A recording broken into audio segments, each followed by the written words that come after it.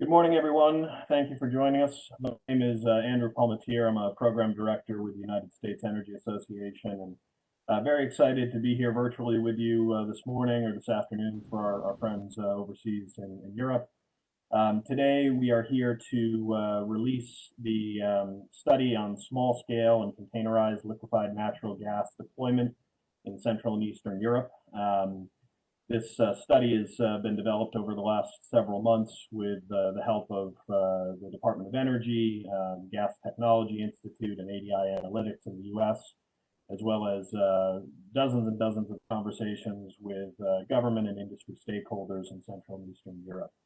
It's my pleasure this morning to introduce to you for some welcoming remarks Deputy Assistant Secretary for Oil and Natural Gas from the US Department of Energy, Shawn Bennett.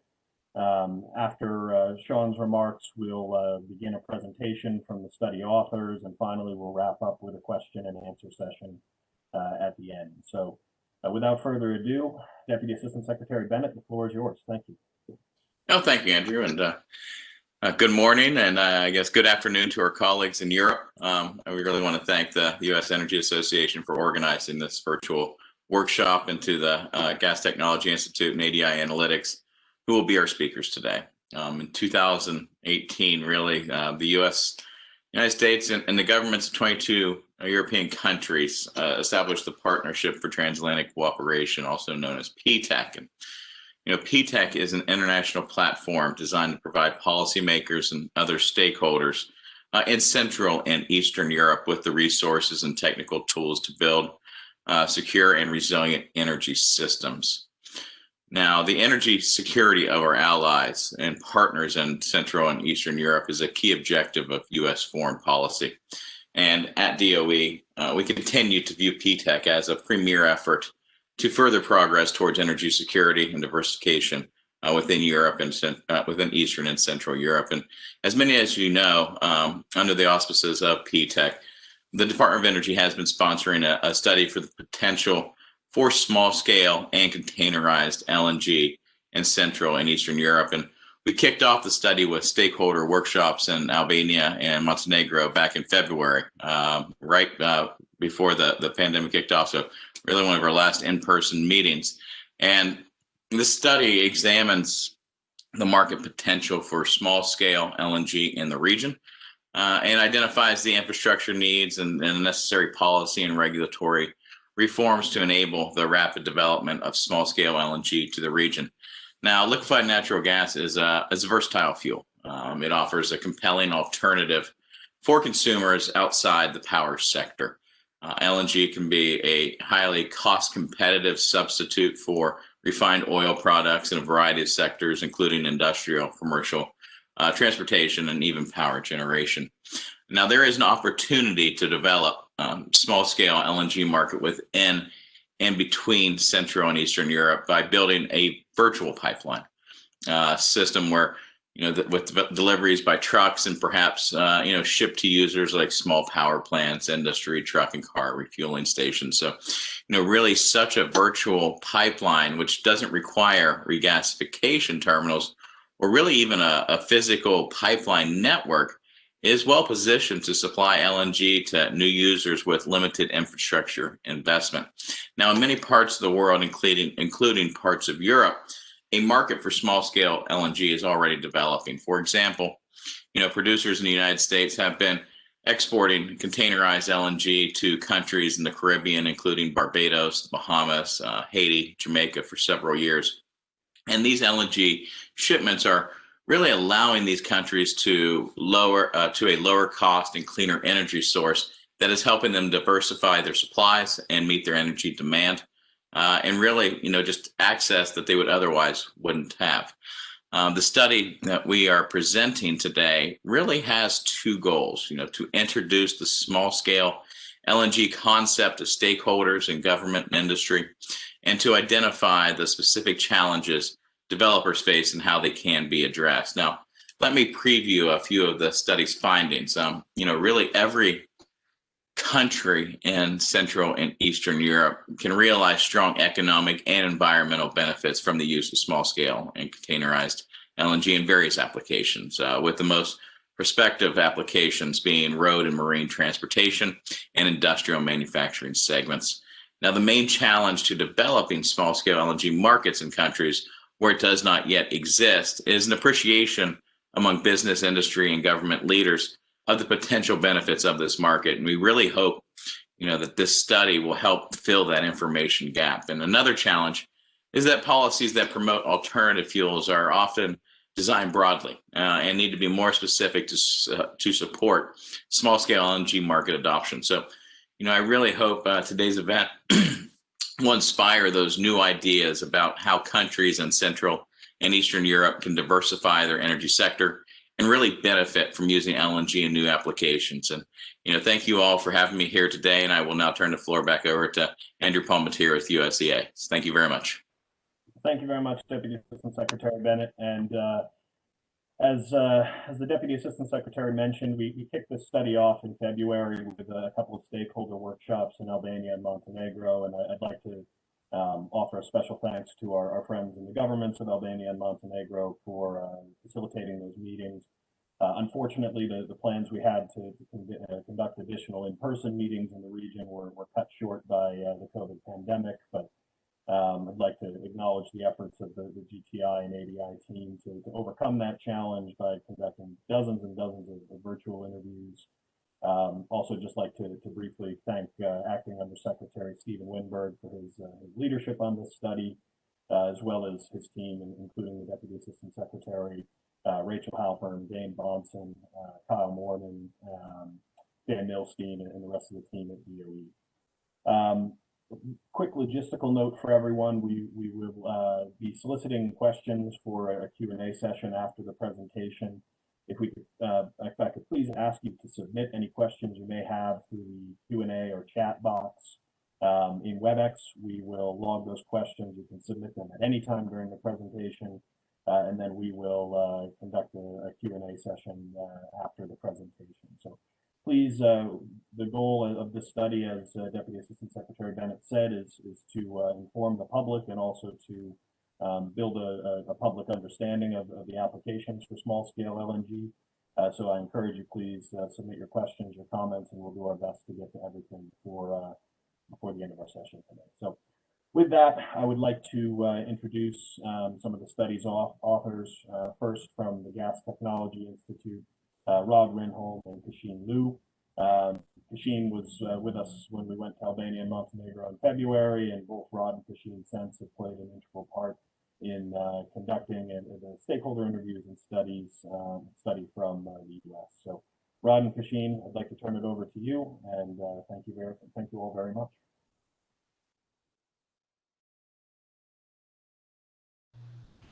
Thanks, Andrew.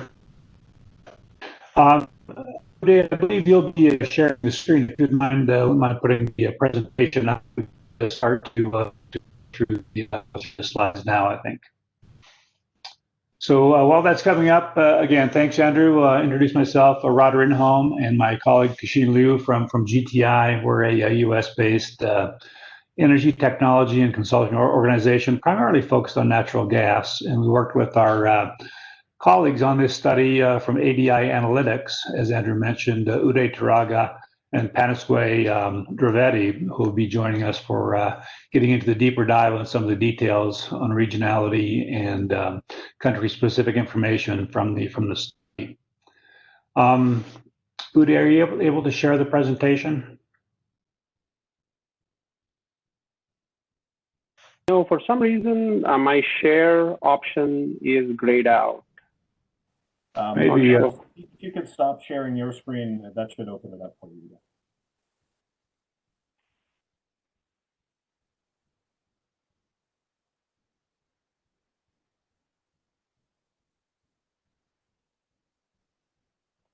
No luck. It's still grayed out. Okay. Perhaps, if you have a copy of Andrew, you could share.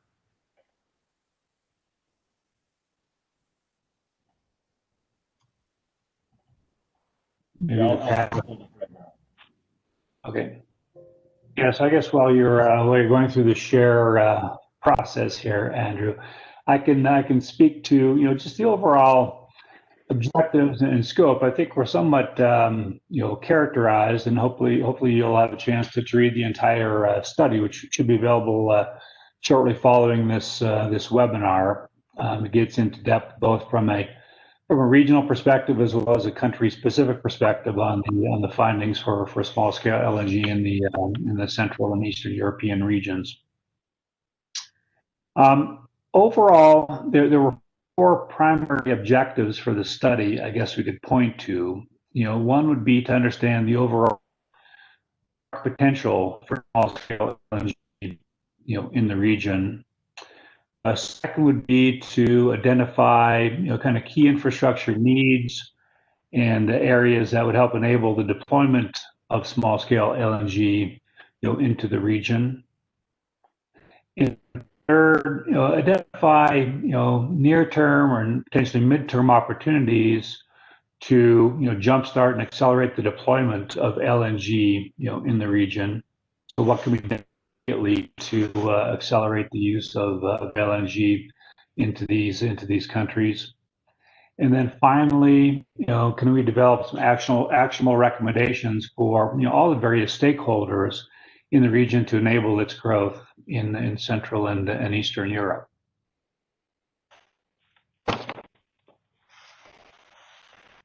Anything I can do on my end here, Andrew? No, sorry, Uday, you're now the presenter, so you should be able to share it now.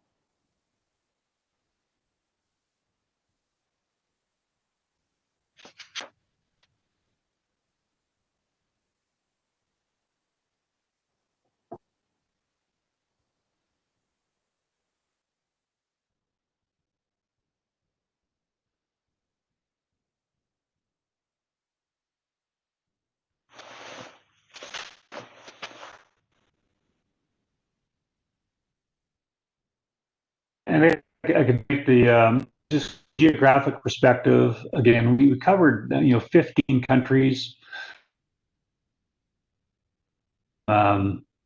Czech Republic and Slovenia, to the west, to Romania, Bulgaria on the east, as far north as Poland, and then south to Albania and North Macedonia.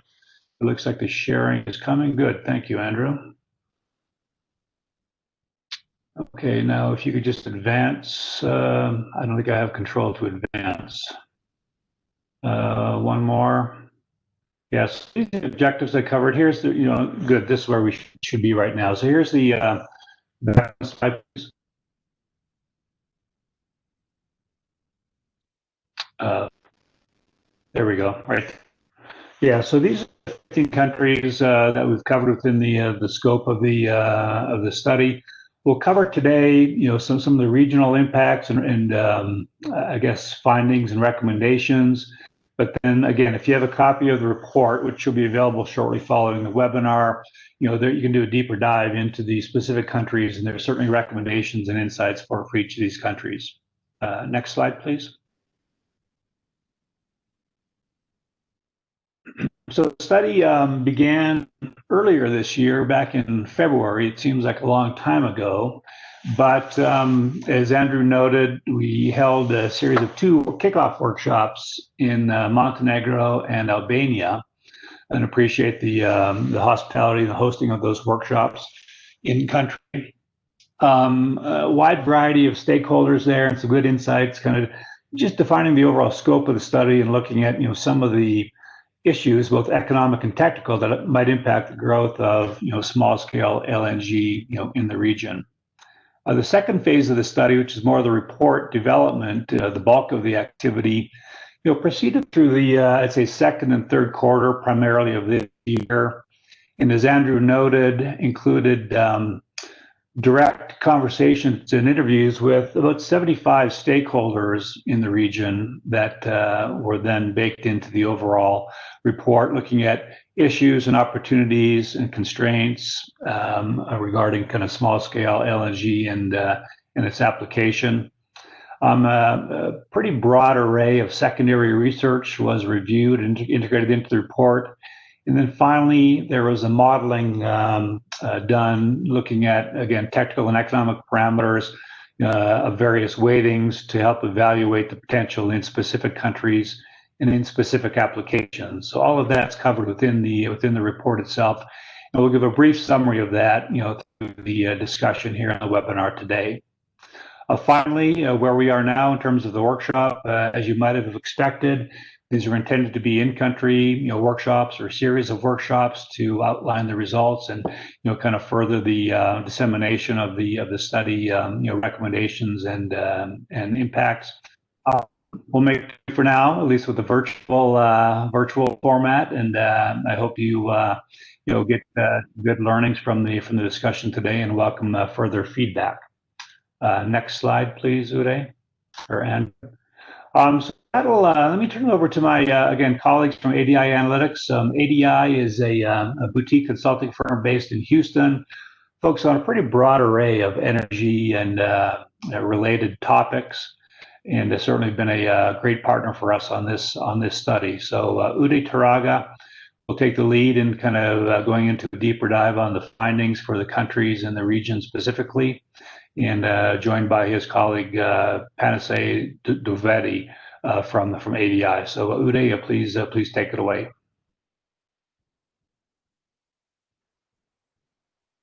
Thanks, Rod. I hope everybody can hear me fine.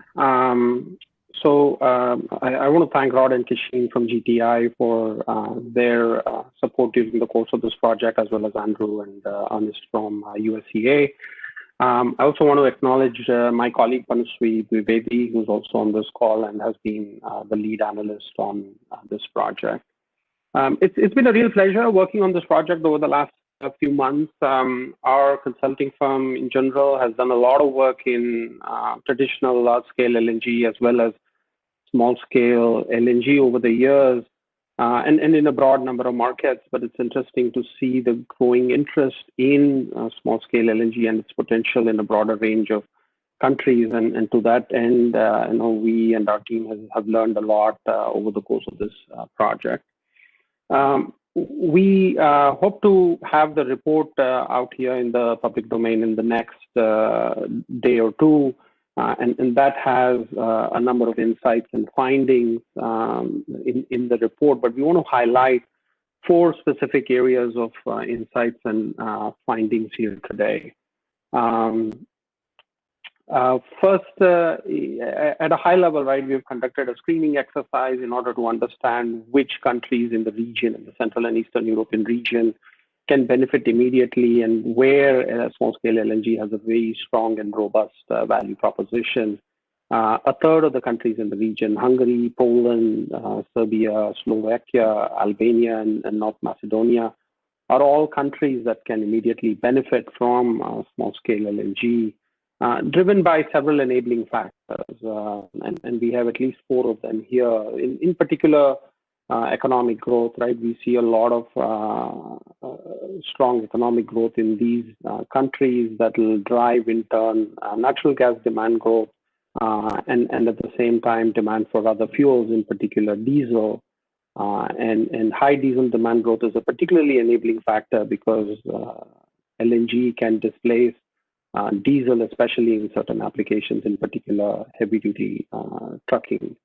And finally, another enabling factor is the extent and growth of energy demand in remote areas where, because of energy supply or logistical constraints, they are not connected into the prevailing existing gas grids. So that's our first insight in terms of the regions where we see tremendous opportunity in the near term around adoption of small-scale LNG. Going on to the second finding, in terms of applications, there are not a whole lot of surprises here, because if you've been looking at small-scale LNG markets, there are a couple of applications where small-scale LNG makes a lot of sense. And we see similar trends in Central and Eastern Europe as well. Trucking and industrial are the 2 applications where we see a lot of potential for small-scale LNG in Central and Eastern Europe, and followed by marine transportation applications.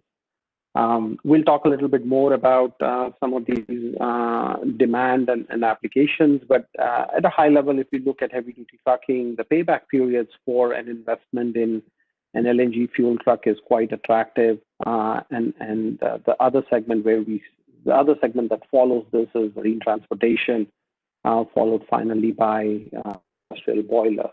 All of this is predicated on our understanding that there's a robust price differential to at least incumbent fuels at their current prices, and that price differential is necessary in order to recover the investment in some of the LNG fuel equipment in these applications.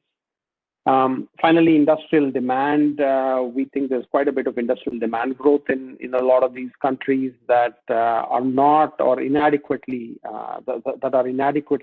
connected into existing gas grids, and small-scale LNG is an opportunity to serve those segments. The third finding is focused on supply and infrastructure-related issues. In general, the region has limited LNG infrastructure, and particularly so at the small scale. But LNG now has become very cost-competitive globally, and some of that is in part to what to the emergence of U.S. as a major supplier of LNG over the last few years, driven in part by natural gas resources from shale and unconventional plays here in the U.S. And because LNG has gotten so cost competitive, it can compete even if it is trucked or barged into the region from nearby terminals. And LNG can compete quite effectively with diesel or marine gas oil or even LPG in some industrial applications. So while LNG and its pricing is quite competitive in the region, even if it is being trucked in, larger adoption of small-scale LNG in the region will depend on new investments in infrastructure, especially in small-scale LNG infrastructure. We believe that addition of capabilities at existing LNG terminals to provide small-scale LNG services, or even investment in new terminals in sea or at sea or river ports to handle, for example, ISO containers of LNG, can be very can accelerate small-scale LNG adoption and demand in this region. These investments will require clearly capital allocation, but there's a significant amount of innovation that's happening in general across the LNG value chain, and because of that, some of these infrastructure costs are also falling. Finally, there's a number of policy-related initiatives that can support and drive adoption of small-scale LNG in the region. These initiatives on the policy and regulatory side will likely have to occur at multiple stakeholders, government agencies, grid operators, regulators of pipeline grids, state-owned as well as private companies, private investors, and other multilateral institutions. At a high level, transparent and flexible policies, clarity around regulations, and regulatory support that is even-handed across all different types of fuels, financial incentives to drive adoption, and more broadly, just public awareness about how small-scale LNG can impact multiple applications will all collectively drive small-scale LNG adoption. So at a high level, those are the four big findings from our work on this topic. Clearly, there's a lot more that will be in the report, and there's also a lot more detail around some of these findings and insights in the report. If you can go to the next page. So we'll begin with a quick introduction just so that we can set context and some definitions. If you go to the next page. So we are essentially focused on LNG, on the part of LNG value chain that at a high level is less than 1 million tons per annum or so in terms of capacity. We've done a lot of work in general in small and mid-scale LNG as well as traditional LNG, large-scale LNG markets. In the real world, a lot of these capacities are overlap across different types of projects, and it's not as well defined as we have on this particular page here. But for just so that all of us are on the same page here, we've defined these capacities for the purpose of this particular study as essentially projects that are less than 1 million tons per annum or so. We go to the next page. In terms of applications, we looked at a broad range of applications, but in general, small-scale LNG its primary applications are across 5 segments: power generation, in particular off-grid power generation, or power generation for short-term use, for example, in the case of peak shavers, heavy-duty trucking and commercial buses or surface transportation. That's where we see a lot of opportunity and use for small-scale LNG. Marine transportation, of course, driven to a large extent by some of the recent regulatory activity limiting sulfur, for example, in marine fuels and traditional marine fuels. Rail, although we don't see a lot of activity for rail, at least in Central and Eastern Europe, but small-scale LNG could potentially play a role in rail transportation as well. And then finally, industrial transportation, which we see as an attractive segment where there's been a lot of growth in the use of small-scale LNG. And industrial applications can be fairly broad-ranging from traditional manufacturing and production plants to segments such as large farms in the agricultural sector, or for remote power applications, let's say in mining operations. Go to the next page. We've tried to define and distinguish the differences between the small scale and traditional LNG value chain. So if you have a traditional value chain, you essentially start with gas production from a gas field, you put it through a liquefaction plant, produce LNG that is then shipped to various destinations. And there's usually a large receiving gas terminal, which then typically feeds end-use applications, which typically have been for power generation. So that's the traditional, conventional LNG value chain that you see in the gray-colored chevrons at the top. In comparison, small-scale LNG has a lot more touch points. There's a greater level of flexibility across multiple segments of the value chain. So you can produce LNG either from a gas field, by sourcing gas from a gas field and putting that through a small-scale liquefaction plant, or you can also source LNG via barge, tankers, or trucks from a large receiving or regasification terminal. You can bring LNG into a smaller terminal and then distribute it again through multiple transportation routes into various end-use applications, whether it's surface or marine transportation, or remote gas use and remote city gas networks. So that's a little bit of an introduction just to set context so we are all on the same page here. I'll now talk about the next 4 big pieces that we looked at as part of the study. The first piece was looking at a review of the regional energy market. I'll follow that up with a review of demand assessment in the region. Then we'll talk. And finally, policy considerations. A big goal for us on this project was to screen the various countries in the region for potential adoption of small-scale LNG across multiple dimensions of time. So for that, what we did is we used a simple screening process. We identified over 30 different metrics that we think could play a role in creating demand for or interest for small-scale LNG in various applications. We clearly, some of these metrics are going to have a greater impact, and so we weighted some of these metrics using a simple weighting scale.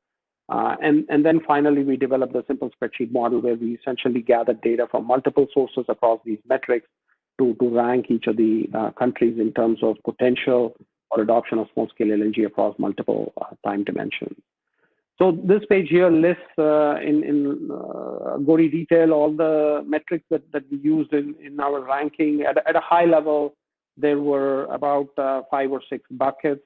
Energy demand, in particular, we prioritized total energy demand as well as energy demand in transportation and industrial sectors, as well as energy demand in regions that are not well connected or have energy supply constraints, what we call or describe as remote energy throughout this report. The second big bucket that we focused on was natural gas demand, where again we focused on demand for natural gas in industrial and surface and marine transportation segments. Power generation was another segment, but we did not take a lot of metrics in this area primarily because traditional power generation models, we did not see a lot of opportunity for small scale LNG, just given the preference for economies of scale in power generation. But we considered the share of gas-fired power generation as well as total power generation in these regions as highly weighted metrics. And then finally, we looked at a couple of fuels, diesel demand in particular, because of the potential to displace diesel with small-scale LNG, and then finally, supply of natural gas. There were a number of other metrics that we used as part of our screening model. GDP growth, obviously, some of those are fairly obvious. Access to a coastline, just given that creates additional optionality around supply of small-scale LNG, for example, via terminals and things like that. And then proximity to an existing LNG terminal, a large-scale LNG receiving terminal. So those are some of the criteria that we used in the process to screen the various countries in the region. If you go to the next page, please. So I'll go through some of this quickly, but clearly, there's a lot more data that we reviewed and analyzed that's in the report, but these are some examples. So for example, we looked at regional GDP growth as well as energy demand growth, and you can see that in the case of economic growth, Romania and Montenegro lead the pack here, while in the case of energy demand growth, we see significant demand growth in Poland and Kosovo as well. We've considered similar metrics. If we go to the next page, we look at, for example, diesel supply growth and diesel prices in the region. Diesel supply growth is an indication of the potential to displace some of those end-use applications that rely on diesel with small-scale LNG. Implicit in that is the assumption that because diesel supply is growing rapidly, it's also finding applications in segments that are beyond traditional transportation markets. For example, use of diesel as a backup power and things like that. So there are opportunities there as well to use small-scale LNG. And then finally, we looked at diesel prices. High diesel prices can be supportive in some cases of the switch to LNG because it creates a bigger price differential relative to LNG, and that incentivizes switching away from diesel in favor of LNG. Go to the next page. We summarize where we see the countries where we see opportunities in the near term, medium, and long term. I must emphasize that there's some level of arbitrariness in terms of how some of these countries pan out, because it is possible that in countries that we designate as medium and long-term opportunities, there might be specific applications or specific projects where a number of things come together and facilitate a small-scale LNG project, but that doesn't necessarily get reflected in the broader indicators that we have used for the screening exercise. So I think it's important for us to take the screening exercise with a pinch of salt. It provides high-level guidance in terms of where we see the best opportunities based on some macroeconomic and energy indicators. But based on the analysis that we have so far, the countries where we see a lot of near-term opportunity, as I mentioned earlier, is Hungary, Poland, Serbia, Albania, Slovakia, and North Macedonia. And then some of the other countries fall into the medium and long-term opportunities. And what we mean by near term, medium term, and long term is that, and if we go to the next page, so a lot of the factors that enable what we classify as near-term opportunity for small-scale LNG is based on the availability of infrastructure and other supportive demand drivers, whether it is high gas demand growth in a particular country, inadequate supply of natural gas that creates opportunity for other supply options that can be supportive for small-scale LNG, broader policy support as well as incentives for switching over or making investments in the use of LNG as a fuel. Some of those things are already in place, along with other supply factors that are supportive. For example, the ability to source LNG or some experience with some prior experience in terms of sourcing LNG at larger or smaller scales, existing demand for LNG, a broad presence of heavy-duty trucking market. So those are all some of the enabling factors that create this near-term opportunity for small-scale LNG and LNG adoption at the smaller scales in these countries that we define as near-term opportunities. In some of the other countries that we classify as medium and long-term opportunities, there are either some supportive factors, but there are other factors that offset some of these factors that support small-scale LNG adoption. So, for example, if countries that are in regions that have well-established gas grids or are connected to well-established gas grids, we believe that that those regions have the ability to source gas potentially at a lower price point than small-scale LNG can provide, and as a result, we kind of see them as more medium and long-term opportunities. A lot of these countries in these two other buckets also need significant investments on the supply side before small-scale LNG can enjoy greater levels of adoption.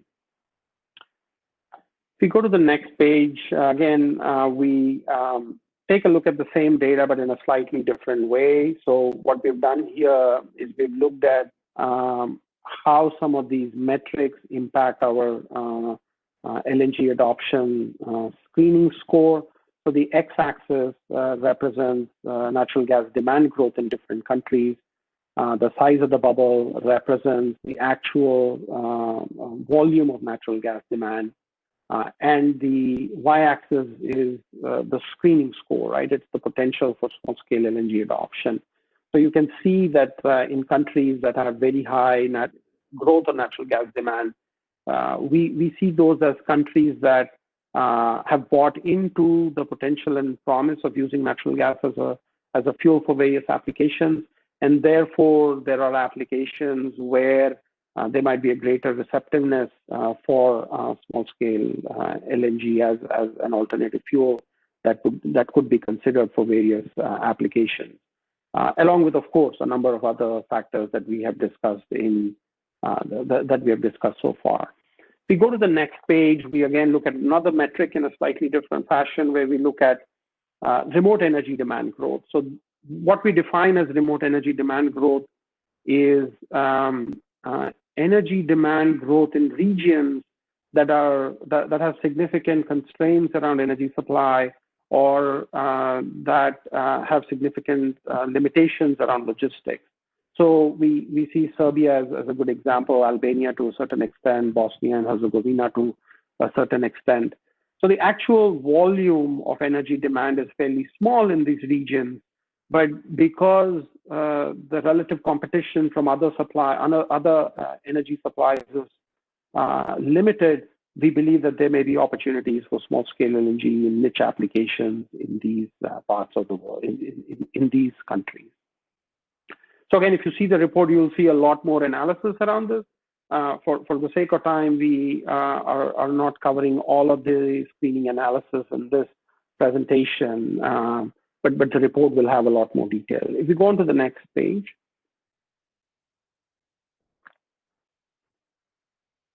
So we'll talk a little bit about demand assessment in the region. We see several drivers that are supportive of small-scale LNG demand.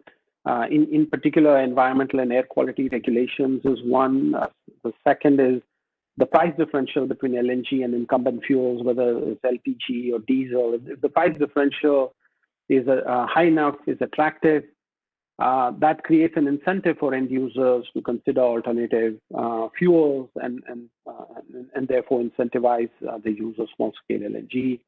A third factor is these factors that enable remote energy demand, constraints in terms of energy supply or limited logistics in terms of sourcing energy, whether it is remote locations, lack of pipelines, an inadequate gas distribution grid. That's usually another driver that we have seen motivates end users to consider small-scale LNG.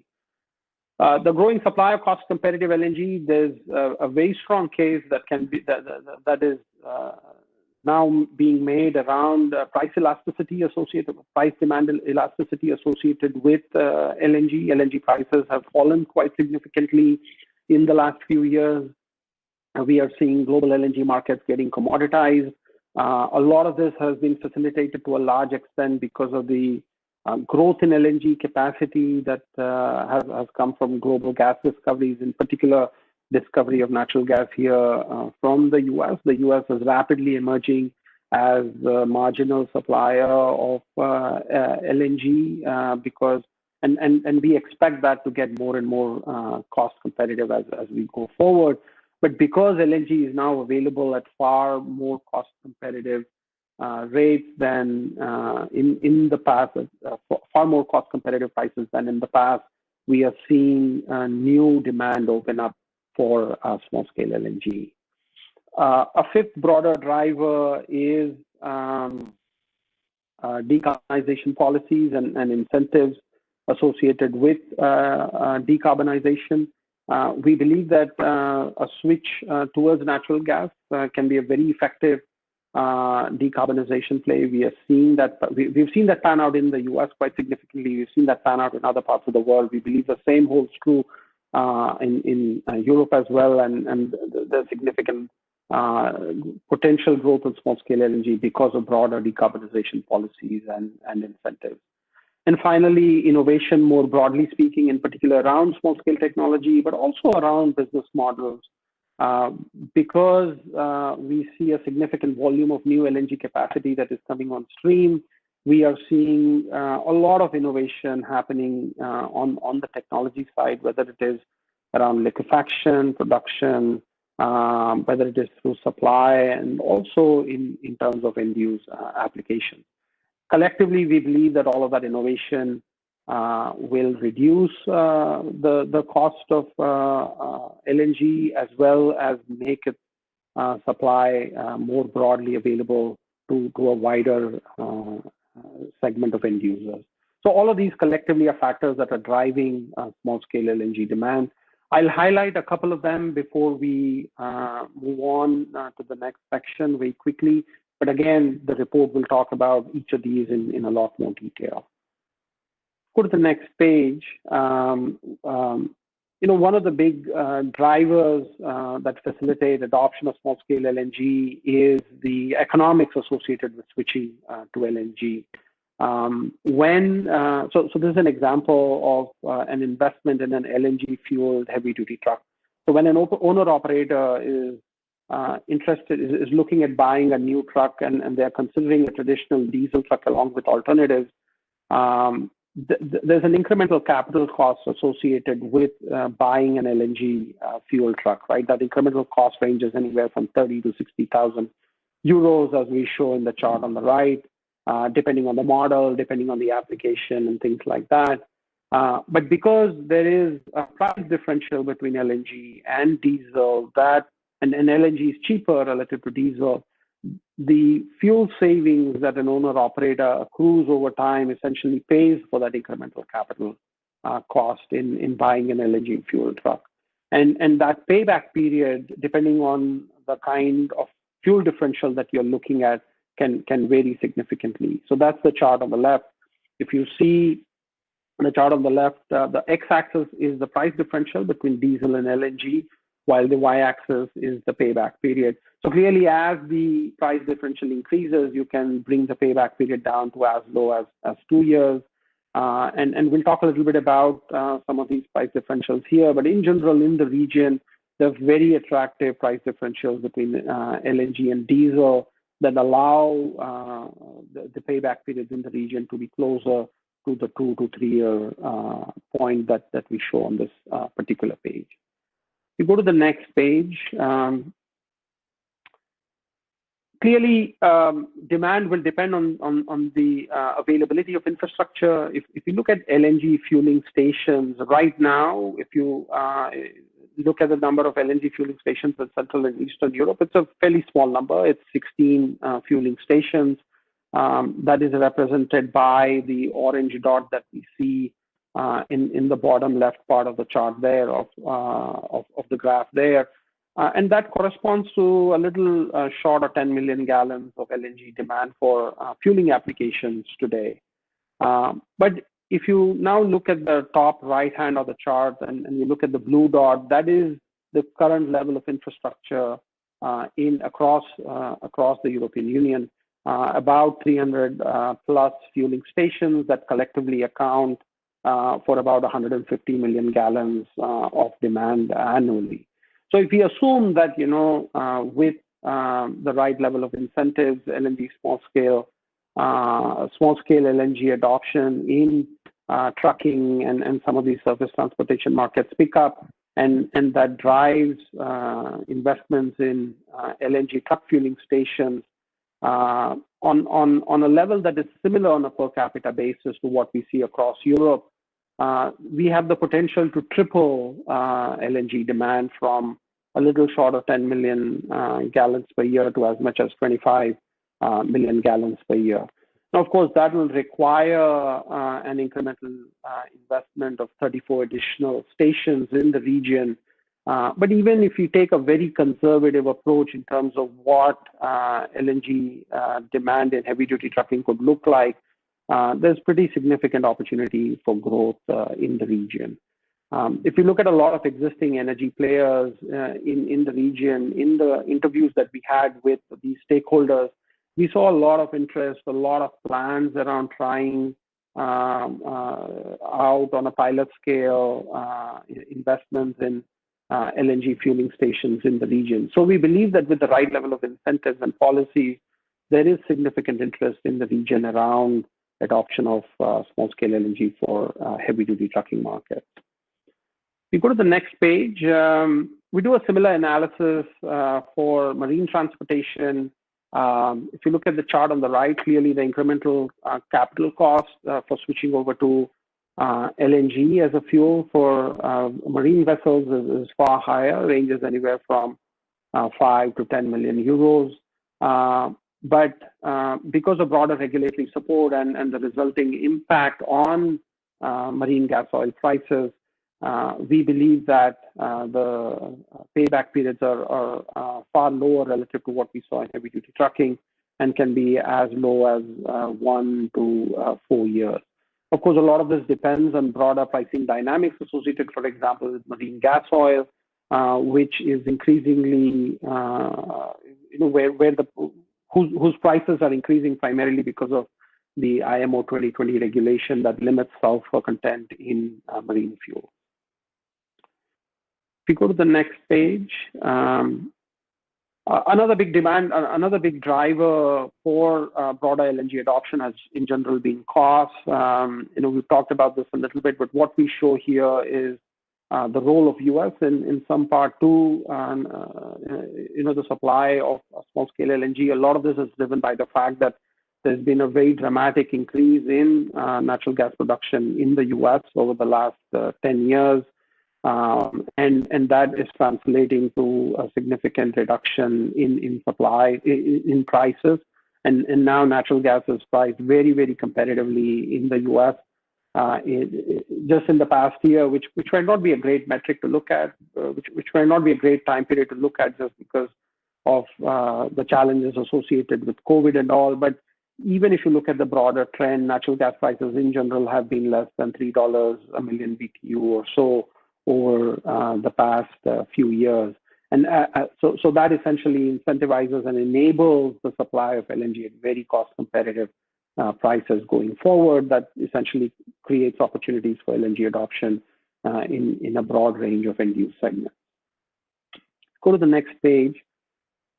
So collectively, on a qualitative basis, if we look at the four big applications, trucking, marine, industrial, and rail, and we look at the different countries, and we see where are the best opportunities across these applications in the region, what we see is the trucking and industrial sectors are where we see the best opportunities for small-scale LNG adoption across the region, followed by marine. Rail obviously is not a big contender in the region in terms of potential potential end use for small-scale LNG. We now move on to the next section where we'll talk a little bit about supply and infrastructure. If you go to the next page, we talked about this a little bit earlier in the presentation, but there's a lot of flexibility and touch points that a small-scale LNG value chain brings relative to, let's say, a traditional, conventional, large-scale LNG value chain. But if you look at LNG supply models at the small scale, you clearly have some element of LNG sourcing.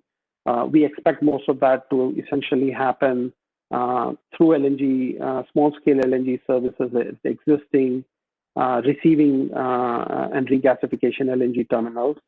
Once LNG sourcing is accomplished, if you're looking at LNG for trucking markets, you have multiple transportation options, but most of them involve some level of transportation by truck.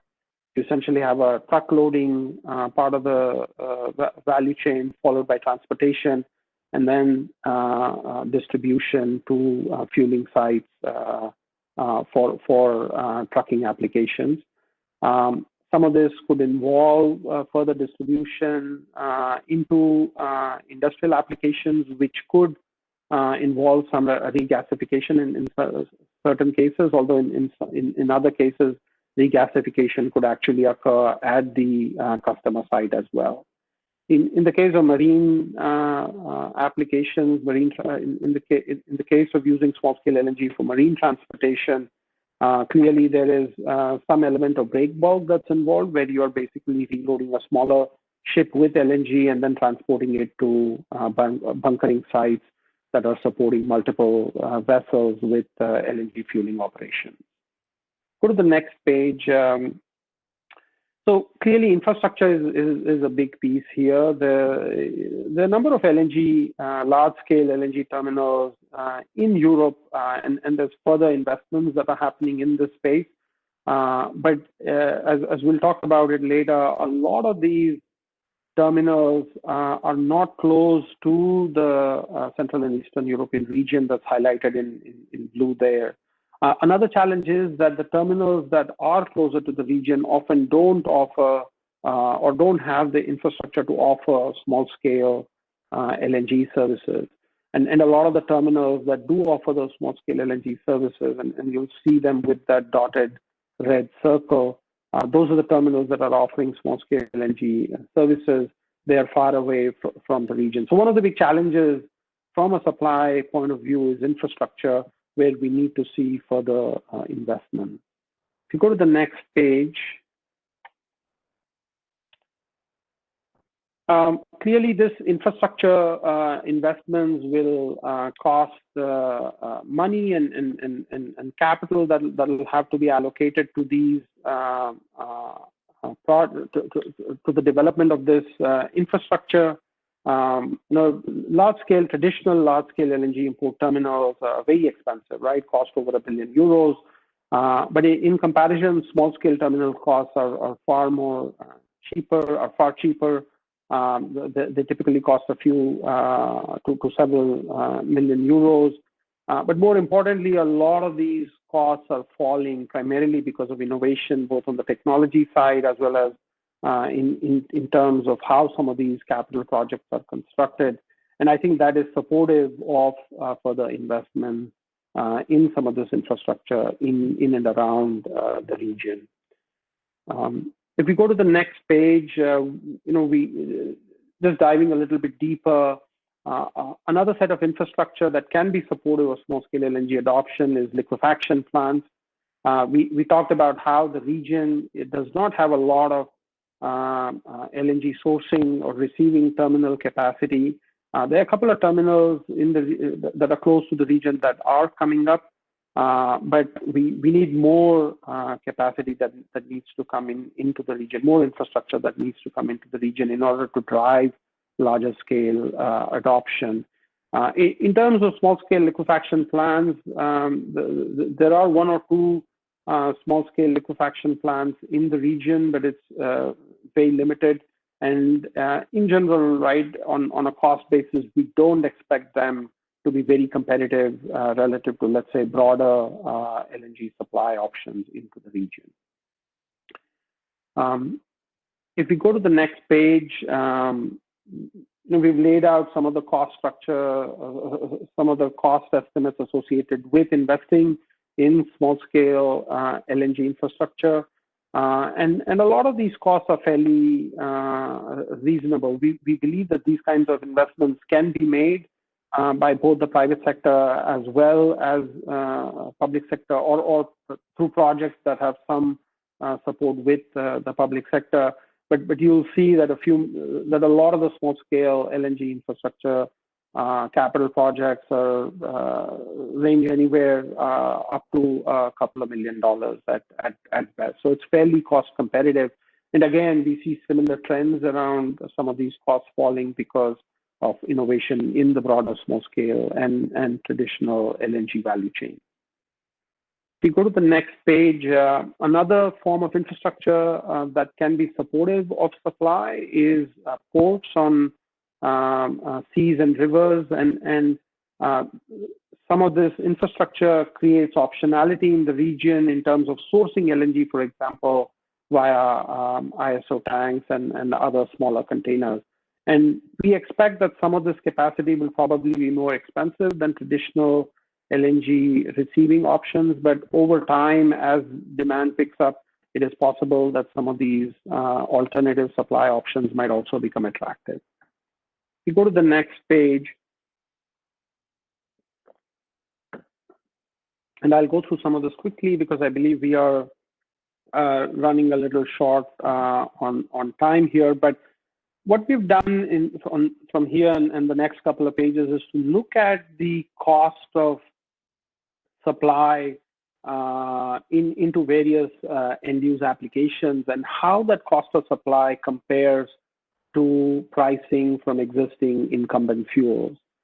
So the report considers a few cases. We'll talk about a couple of them here. But if you take a look at heavy-duty trucking, there are multiple supply options here. You can take LNG from a large LNG terminal, truck it into various fueling stations. You can use ISO containers that are sourced at a nearby port. Or you can bring in ISO containers on smaller vessels and then transport them into and distribute them into the fueling station. So there are multiple options here. Go to the next page and we look at the costs and economics associated with that. We are clearly making some assumptions here, and we discuss a lot of these assumptions in a greater level of detail here. But we start off with some sort of a broad LNG price, benchmark price.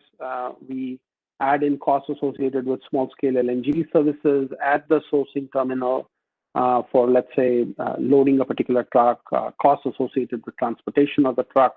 That gets us to some sort of a delivered cost to the trucking station. We add in some taxes that we've assumed based on historical taxation in the region.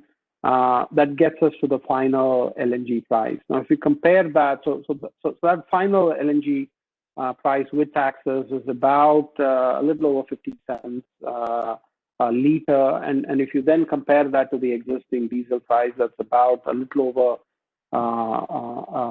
a euro or so, €1.15. So that creates a pretty significant price differential of a little over 60 cents that we think is fairly significant and enables very competitive payback periods for somebody who is looking at converting a truck from diesel or replacing an existing diesel fuel truck with an LNG fuel truck. Go to the next page. We've talked about this a little bit, but one of the big challenges is fueling infrastructure. Right now, the region has only 16 LNG fueling stations. But as I mentioned earlier in our conversations with a number of private companies, as well as other stakeholders in the region, there's been a lot of interest in trying out pilot projects around LNG fueling. So we believe that given the right set of incentives, this LNG fueling infrastructure can grow pretty quickly. Go to the next page. We do a similar analysis for marine applications. We've laid out the applications here, but I'll skip through this. And if we go to the next page, we actually again do a similar breakdown of what average LNG delivered prices look like in comparison to, let's say, marine gas oil. Again, we start with a benchmark price, add in costs associated with ship loading and shipping costs, and then finally we have the LNG delivered cost. And you'll see that the price differential is not very significant. LNG is competitive and is cheaper to marine gas oil, but the price differential is not attractive enough, or it is not as attractive, at least as in the case of heavy-duty trucking. However, even with this price differential, we see fairly attractive payback periods for switching to an LNG-fueled marine vessel relative to, let's say, one that uses marine gas oil. Of course, some of this is driven by regulatory support that has an influence on marine gas oil prices, but that's what the economics look like at this point of time. Go to the next page. We do a similar analysis for small-scale LNG in industrial applications. Here, we compare it to LPG prices.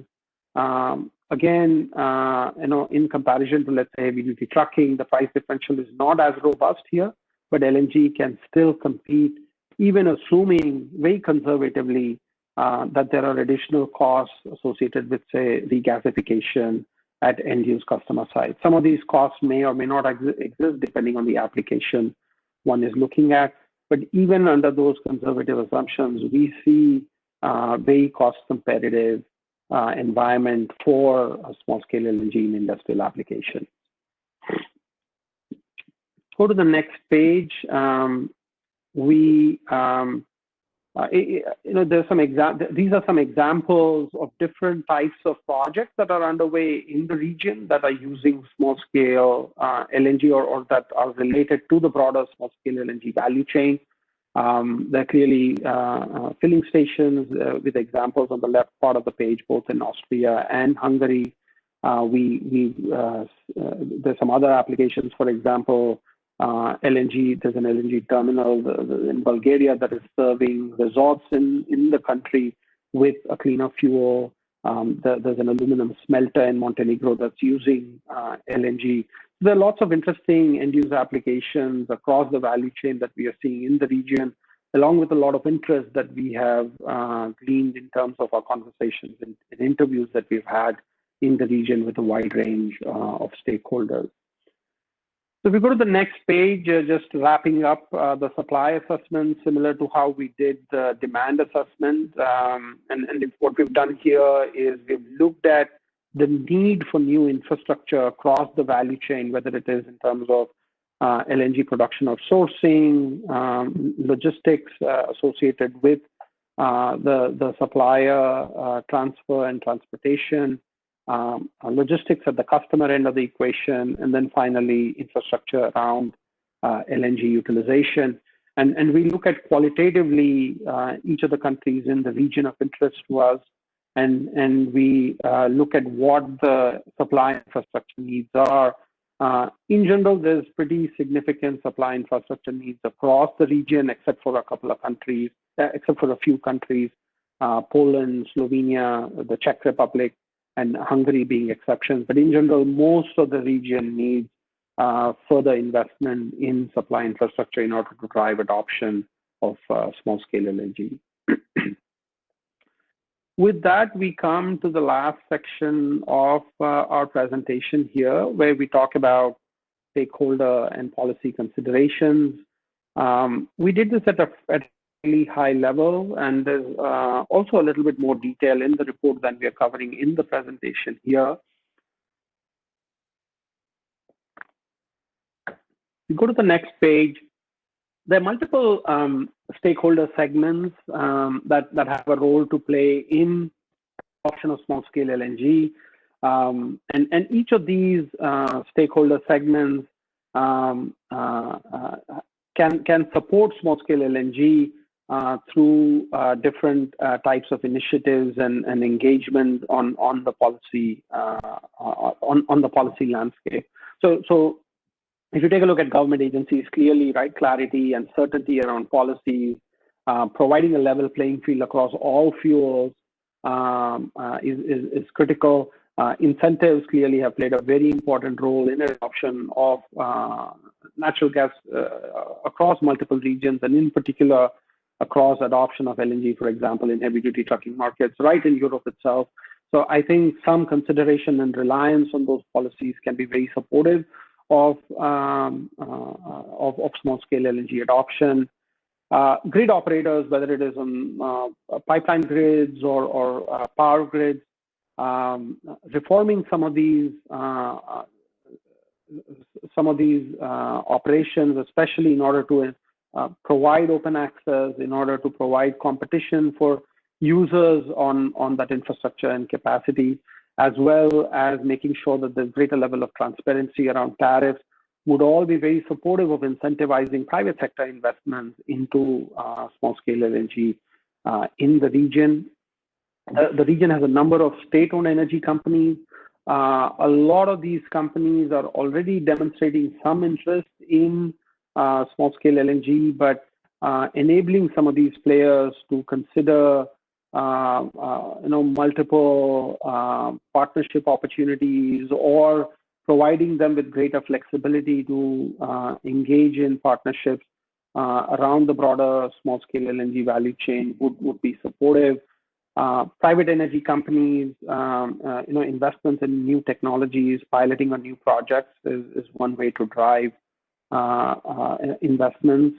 Multilateral financial institutions, again, quite similar to government agencies, providing clarity, and particularly so providing a level playing field is very critical here, because there are the significant decarbonization benefits that can be achieved by switching to LNG, and in some cases, alternative, more cleaner options are not really available. So in those cases, disadvantaging or disincentivizing LNG because natural gas is not as clean as, let's say, electric vehicles, is not supportive of the broader decarbonization goals that a lot of these multilateral financial institutions are interested in. So I think looking at some of their investment policies with a little bit more flexibility will be supportive. And I think some of that also extends over into broader financial, institutional, and private investors. If you go to the next page, we look at some of the risks associated to growth of small-scale LNG in the region and around small-scale LNG adoption in the region. At a high level, we see 5 risks. Demand growth is probably the most important one.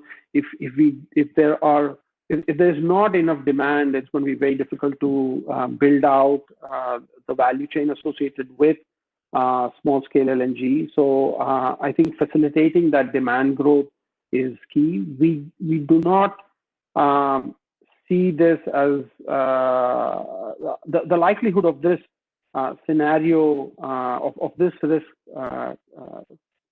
panning out is moderate in our view, but of course its impact can be pretty significant in terms of small-scale LNG adoption. A second risk is insufficient pricing differential, for example, between diesel and LNG. We don't see this as we see this as a low risk, primarily because LNG prices are commoditizing. LNG is becoming available very cost competitively. And in comparison, oil prices, we see limited opportunity for oil prices to go down further. And therefore, we think that that differential will continue to hold, supporting adoption of small-scale LNG. But again, if that differential narrows, then obviously there's going to be a pretty significant impact, and that'll seriously inhibit adoption of small-scale LNG in the region. Adoption of broader decarbonization policies, to the extent that it disincentivizes natural gas and LNG, I think there's a fairly high likelihood of this, just given what we have seen in the region. But we believe that there are a number of applications where small-scale LNG is probably the most attractive option, and therefore the relative impact on overall adoption, we think, is fairly minimal. A fourth risk that we see is, gas that is being shipped in via pipelines today becomes cheap enough where it incentivizes reliquefaction to supply local markets with small-scale LNG. This is possible, but we see that to be a fairly, the likelihood is fairly low in our assessment.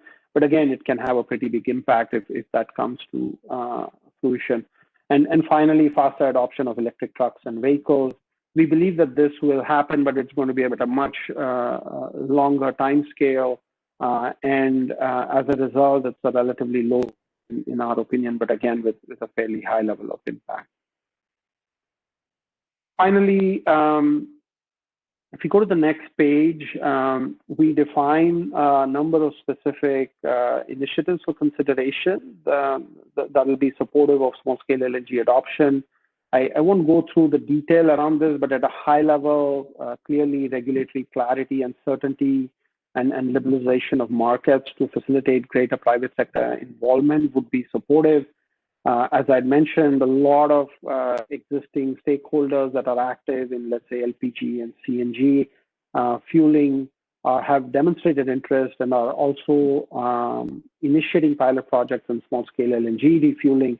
So providing them with the policy certainty would be very helpful in driving demand in the market. A greater push towards supply diversification. Some of this ties in to policies around use and adoption of a broader range of energy supplies. Some of this also fuels into infrastructure investments. Making investments in a broader range of infrastructure options would facilitate supply diversification. State-owned support for natural gas as a transport fuel, whether it is in terms of incentives or whether it is in terms of tax benefits, would be helpful. Targeting some of these policy incentives towards small-scale LNG can be particularly productive. And finally, just investing in broader public awareness. In our conversations, it was clear that many key stakeholders had very limited understanding of small-scale LNG and its benefits.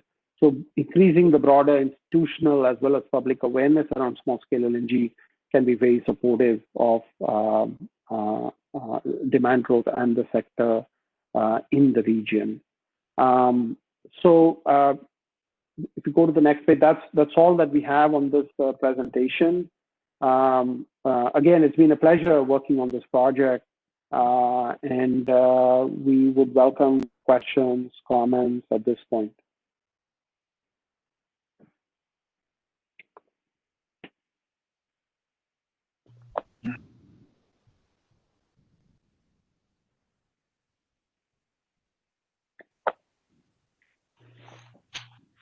Well, thank you very much, Uday, for the comprehensive presentation. I'd like to remind all our participants that should you have any questions, you can submit those through the chat box. Seems to be maybe an issue with the Q&A box, but please do feel free to submit those through the chat box, and we'll get to the questions as they come in. So. First question I'd like to ask to Uday and Panesway and Kishin and Rod.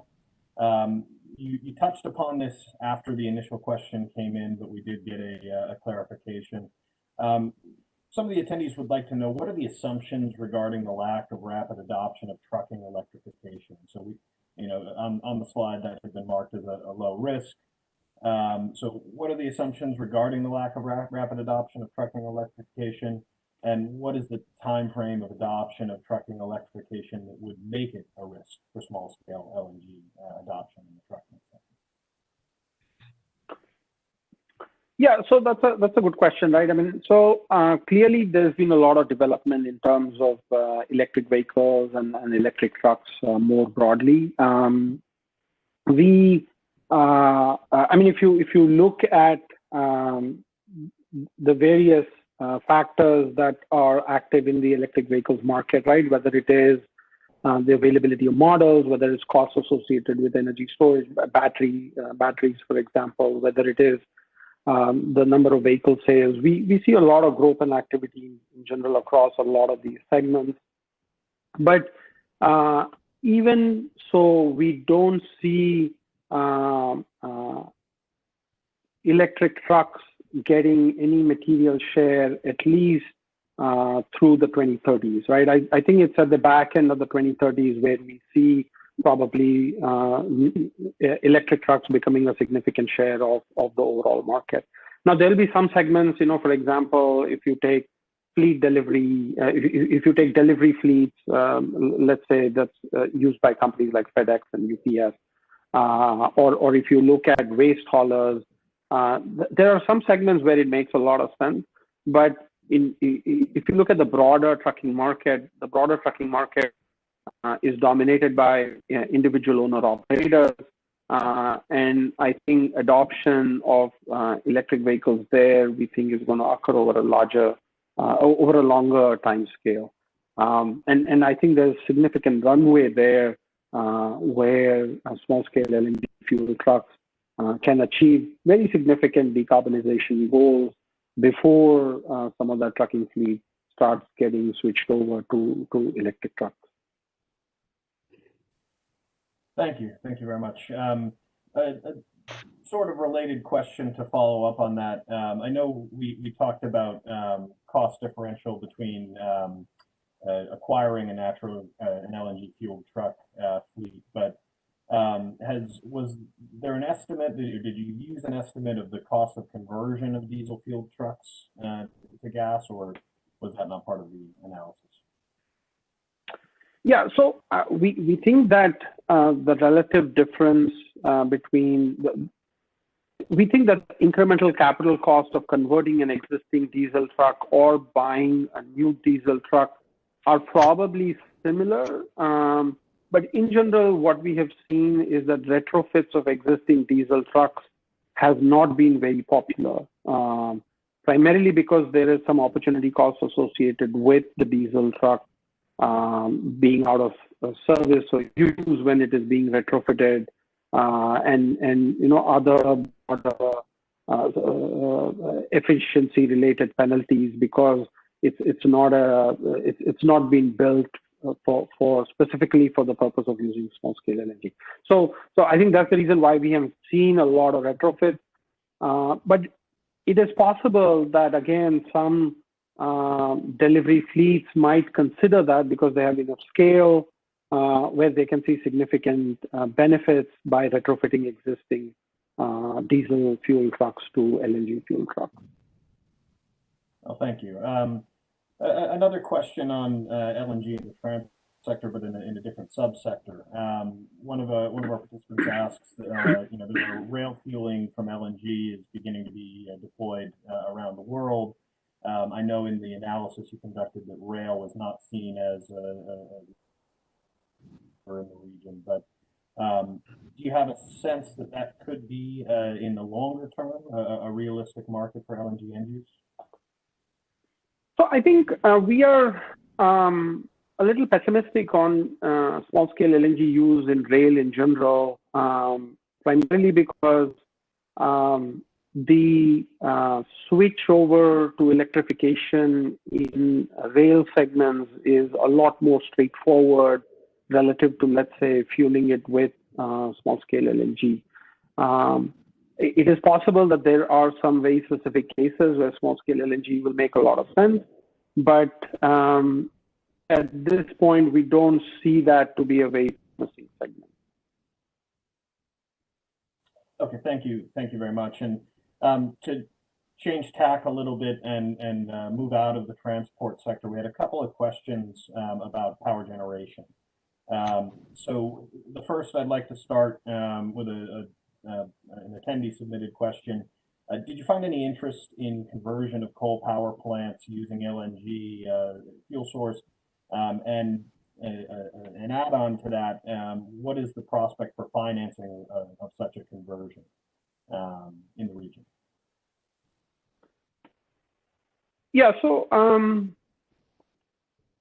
conceptually, there are, again, power generation opportunities where small-scale LNG can work, where you can supply LNG at the smaller scales for certain power plants, and the economics work out. But in general, those are very specific opportunities. They're very niche opportunities where a lot of other supporting factors come together and make the economics work. But in general, the delivered cost of LNG using at the smaller scale is not attractive enough to convert an existing coal-fired power plant to a gas-fired power plant fueled by LNG that's being brought in at the smaller scales. So we, at least from the assessment that we conducted, we did not see those kinds of opportunities, at least in Central and Eastern Europe. But again, as I said, there are power plants that are operating that use LNG that is being brought in at the smaller scale. But there's a lot of other factors that are coming together, whether that is incentives, whether that is the lack of alternative sources of energy or power. So there's a lot of other things that need to come together for that to happen. We did not see that in Central and Eastern Europe.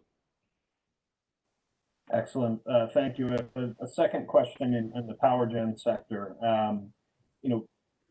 Looking at smaller scale, perhaps more niche opportunities, we see the region and Europe generally as well moving to more and more renewable energy generation. Do you see an opportunity for small scale LNG to fuel small scale thermal power generation sources as a way of balancing those intermittent generation sources?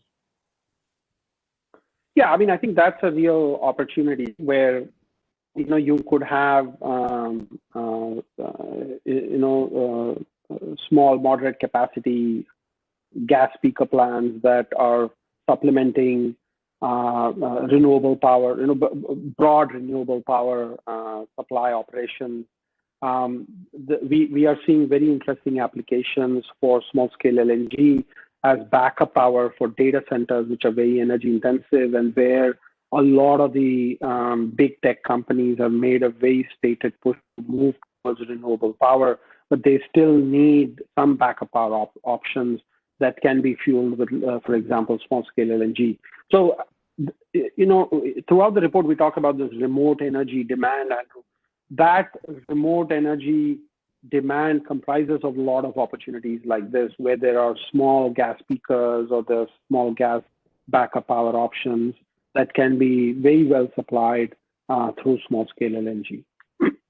And I think just more generally, just to add on to that, Uday, I think that, just that overall capitalization of an integrated energy system, you could see small-scale LNG playing into that, along with, either the seasonality or the day-to-day variation from renewables. So I think, from an overall perspective, there's opportunities for a small-scale LNG and a more broader integrated energy system, I think, as well. Yeah, absolutely. I agree, Rob. Thank you. Thank you both. Thank you, Rob. Thank you, Uday. Another question, I'd like to now focus on some of the risks or some of the challenges we might face. One of the participants has asked about the relationship or competition perhaps between hydrogen and LNG. LNG is often described as a bridge fuel, and hydrogen being perhaps one of the end goal fuels that LNG would bridge us to. We've unprecedented interest in commitment to hydrogen as a result of COVID. Do you think this push for hydrogen could accelerate or diminish or have no impact at all on the adoption of LNG, particularly small-scale LNG? Yeah, I mean, I think we see a limited impact at least over the next decade or so, maybe even into the mid-2030s, right? I mean, clearly there's been a lot of progress that has in hydrogen over the last few years. Hydrogen production costs, whether it is with traditional steam methane reformers or electrolyte or the more greener electrolyzers have fallen significantly. We see continued reductions in that happening over the next few years. But again, hydrogen storage, compression, end use, we are seeing innovations there, but I think some of the costs, some of these components have fairly high cost contributions to the overall life cycle cost of hydrogen in let's say trucking or heavy duty transportation markets. And I think that is therefore going to limit some of the adoption, at least in the near to medium term. But I think, yeah, in the long term, right, we do expect hydrogen to be a very competitive option for heavy duty trucking and transportation markets. And there was a question earlier about electric vehicles. We think that the real competition in the long term will be between electric vehicles and hydrogen for trucking markets more than anything else.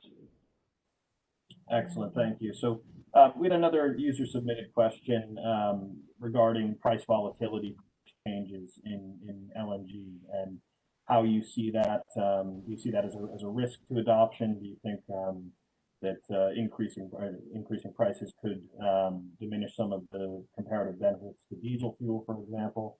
To what extent do you see price volatility as a risk? We don't see price volatility as a risk, at least when it comes to LNG at this point of time. For about until leading up to COVID, right, we had seen a big surge in liquefaction capacity, not just in the US, but around the world. In general, there's been a number of gas discoveries globally over the past 10 years or so. LNG has become the most preferred option to monetize these gas discoveries. Broader LNG supply, liquefaction costs are falling.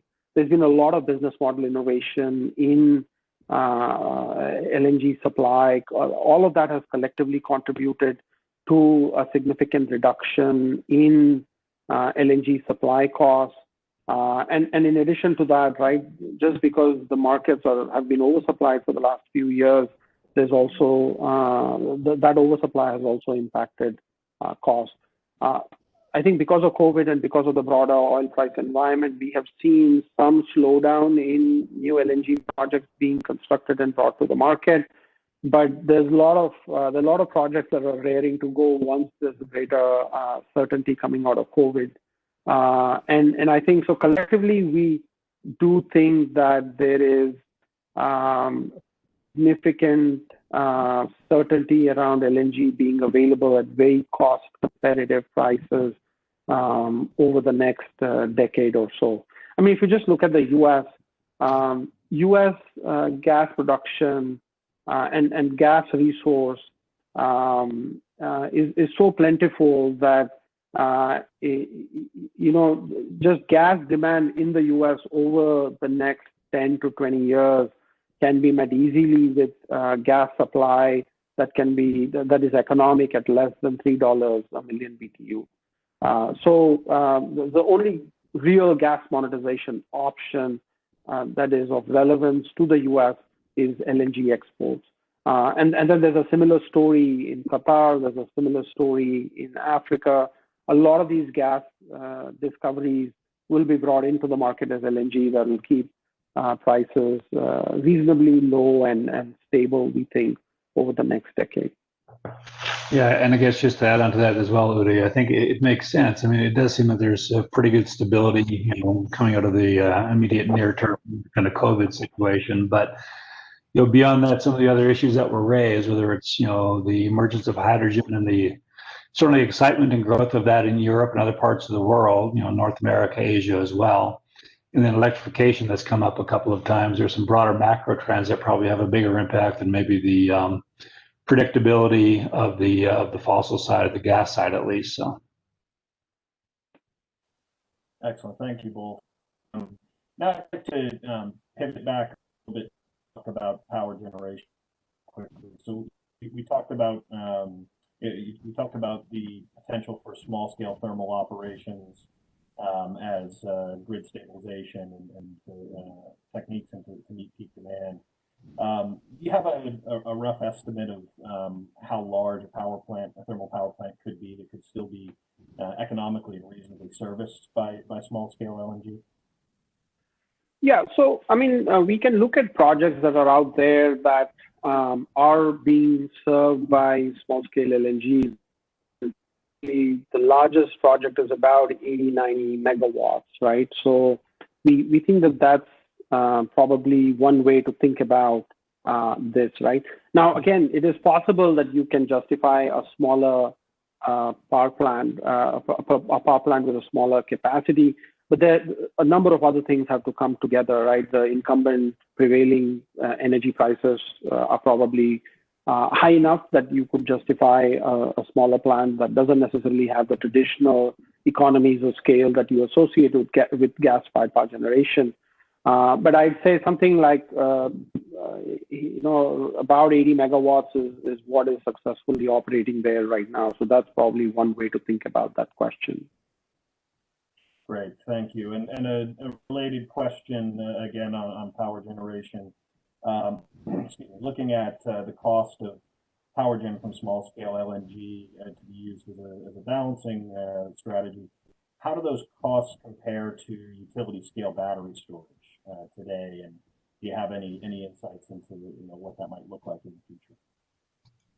Yeah, so in a few cases where we have looked at that, I think small-scale LNG wins. If you look at utility scale energy storage, right, most of the bigger applications have been in regions that have fairly high levels of subsidies associated with that. So I think if you strip those subsidies out and compare it on an apples-to-apples basis, we don't see, at least at this point of time, energy storage being competitive with small-scale LNG. Now, of course, like a lot of emerging energy supply options, the costs are coming down pretty dramatically in energy storage as well.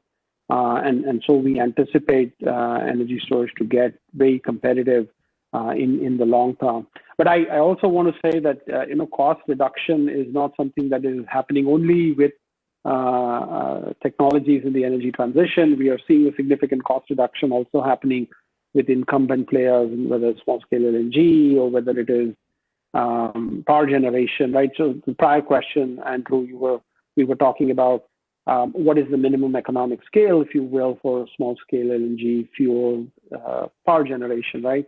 And after I finished answering that, I was thinking that we know that some of the bigger OEMs in that space have been thinking about how do we reduce the size of our plants and how do we make them competitive at smaller scales. So I think it's good, right, that you're seeing this kind of innovation that's happening across multiple areas that all collectively contribute towards making energy supply more and more competitive at the smaller scale. Great, thank you very much. With that, I would encourage any of our attendees, if you have any additional questions for our excellent panel today, again, please to submit them through the chat. While I give an opportunity for any additional questions to come in, I just have one question, which you touched upon this, and this is going back to LNG in the transport sector, but you showed the map of the regional distribution of fueling stations. Could you talk a little bit more about what might need to happen to increase the deployment of LNG fueling stations across the southern part of the region that currently doesn't have the stations deployed?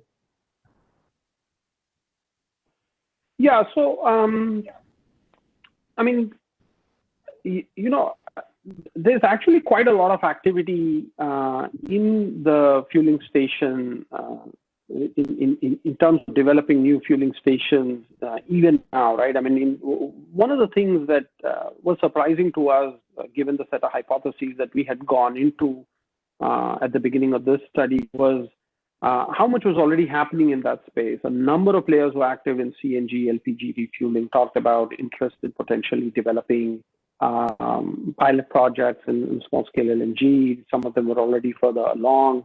So I think there's a lot of private and state-owned energy company interest already in that space.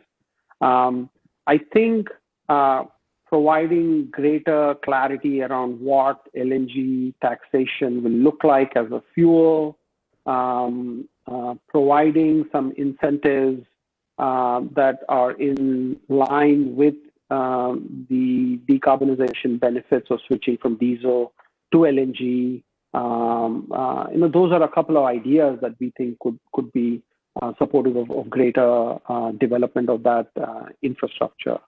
The number of other things, and some of this we touch in the report as well, but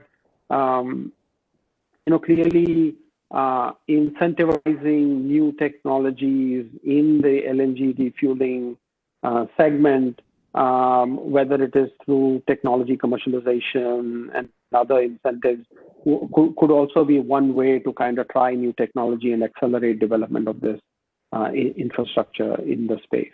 And then, of course, some of the more traditional considerations are facilitating demand, right? I mean, if there are incentives that facilitate adoption of small-scale LNG, right? I mean, we see a number of such incentives in Germany, for example.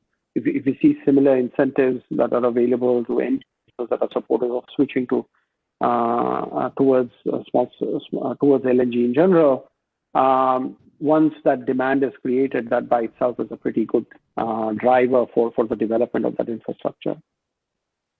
Yeah, so some of that could be also then, I guess, information dissemination and kind of education, perhaps, on kind of training the stakeholders in terms of the potential market and applications that would drive then further investment in some of that fueling infrastructure. Great. No, absolutely. Sorry, go ahead. Yeah, that's a great point, right? I think that's one of the big findings from our work is that a lot of people evince a lot of interest in just trying to understand what LNG can do in some of these segments, right? I think there's clearly a pretty big public and institutional awareness piece that needs to be explored here. Thank you. And I realize I've missed one question that was submitted, so I'd like to ask that, and I think it's an appropriate big picture question that we can end the Q&A on here, unless we receive any additional. But it's no secret that there's a significant trend in multilateral lenders and large lenders that you highlighted away from fossil fuel investment. Right? Is there a way that that small-scale LNG could be differentiated and identify and solidify itself as a valid destination for investment from lenders like that? Yeah, no, that's a good question. I think there are multiple ways in which small-scale LNG can differentiate itself, right? I think first and foremost, right, a lot of the policies that are, signifying the shift away from natural gas are driven under the assumption that a lot of competing alternatives are already well on their way and are very economic. I think that is true, that a lot of the alternatives are getting more and more cost competitive, and some of them are already at price parity with natural gas. We are not, we entirely agree with that. Our own analysis at ADI shows that. But I think at the same time, those costs and economics are very location specific. They depend on they're very application specific. And I think understanding how natural gas can, especially small scale LNG, can be an advantage in some of these specific locations and applications is one good way to clearly highlight that economic differential between these options, right? I think that's one thing. A second piece is just tightening the environmental footprint of the broader natural gas value chain, right? There are clearly concerns, legitimate concerns around fugitive emissions from the broader natural gas value chain, but a lot of problems, right? So I think for the broader natural gas industry, focus on ways in which they can cut down on fugitive emissions, build a very strong, compelling, transparent data set around what fugitive emissions look like across the value chain to clearly demonstrate that the broader greenhouse gas footprint of natural gas and LNG is far lower than what high-level estimates out there might suggest. And showing the trajectory of decreasing that greenhouse gas footprint is going to be very critical in terms of differentiating relative to some of these other options. But that's a great question. Right. Well, with that, there's only one question left to ask, which I'll answer myself. A couple of participants have asked if they'll be able to view the report in its entirety. The answer to that is yes. We expect that the full report will be released, as mentioned in just the next couple of days, so ahead of the holiday season and the end of the year. So if you've registered for this event, we will be sure to send a link to that, as well as getting a link to the presentation from today as well. So I'm looking out the window now. I'm seeing that we're starting to get our snow of the year here in Washington, and I guess I'll just end by saying I'm very grateful for my gas-heated home on a cold day like today, and I'd like to thank Deputy Assistant Secretary Bennett, Uday, Rod, Kashin, and Panasway for the excellent work you've done on the study and in the presentation today. I think it's been a very interesting discussion, and certainly what we see, I think, based on the findings, is that there is a very real potential market in the Central and Eastern European region for small-scale LNG to reach some of those unserved or underserved gas and use markets. So with that, I'd like to thank everyone else, all of our attendees, for sticking with us into the evening in Europe and through the morning here in the US. If you have any questions about the study, please feel free to reach out to myself or Ernest Wyatt from USDA, and we can direct you in the appropriate place for answers. So thank you all very much, and again, a special thanks to all of our all the stakeholders and our friends over in Europe who participated in the study interviews and provided us critical feedback and data points as the team was conducting the study. Thank you all. Thank you. Thank you. And a Merry Christmas and Happy Holidays to everyone. And likewise. Thank you, Andrew. Thank you.